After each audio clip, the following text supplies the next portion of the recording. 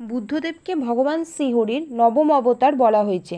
পৃথিবীতে তখন হিংসায় হানাহানি, ধর্মের নামে অবাধে পশুবধ হচ্ছিল চারিদিকে। সেই সময় জীবকুলকে রক্ষার জন্য ভগবান স্বয়ং শ্রী বুদ্ধরূপে অবতীর্ণ হন। অগ্নিপুরাণে আছে যে দেবদানবদের যুদ্ধে দেবগণ হেরে গিয়ে বিষ্ণুর শরণাপন্ন হন। তিনি অভয় দেন শুদ্ধোধনের পুত্ররূপে জন্মাবে। তার জন্ম হয় কপিলাবস্তুর রাজা শুদ্ধোধনের ঐরসে। জন্মের কিছুদিনের মধ্যে মায়াদেবীর মৃত্যু হলে বিমাতা গৌতমী দেবী তার লালন পালনের দায়িত্ব নেন।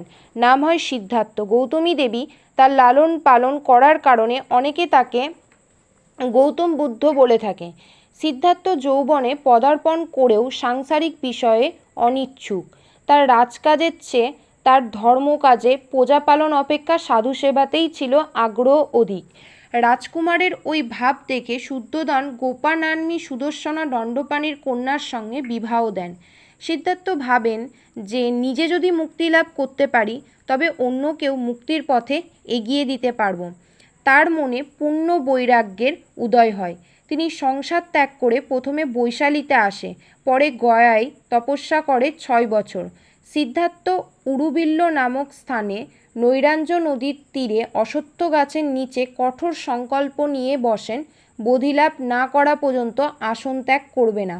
তারপর বৈশাখী পূর্ণিমাতে তিনি বোধিলাভ করে। 50 জন মিলে প্রথমে বৌদ্ধ সংঘ প্রতিষ্ঠিত হয়। তার শিষ্যদের ধর্মপ্রচারের আদেশ দেন। সৎ দৃষ্টি, সৎ সংকল্প, সৎ বাক্য, সৎ ব্যবহার, সৎ জীবনযাপন, সৎ চেষ্টা, সৎ স্মৃতি, 8 উপায়ে মানুষকে ধর্মপথে এগিয়ে যেতে পারে। বুদ্ধদেব ধর্মপ্রচারের জন্য দেশে দেশে ভ্রমণ করতে লাগে। 45 বছর বয়সে ধর্মপ্রচারের পর বুদ্ধদেব 80 বছর বয়সে পদার্পণ করেন। তারপর পীড়িত হয়ে নিজের শেষ সময় জেনে শিষ্যদের উপদেশ দেন।